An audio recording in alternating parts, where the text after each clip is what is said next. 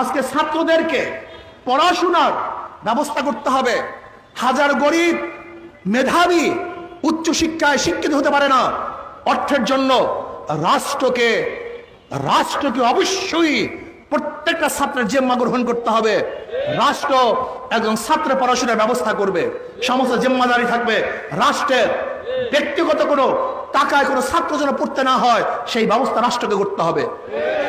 আমি আজকে লিডারদেরকে বলবো, মালয়েশিয়ার প্রেসিডেন্ট মাহাথির মোহাম্মদ অসুস্থ, তাকে অপারেশন করতে হবে। সবাই পরামর্শ দিয়েছেন আমেরিকা যান, ইংল্যান্ড যান, অপারেশন করেন।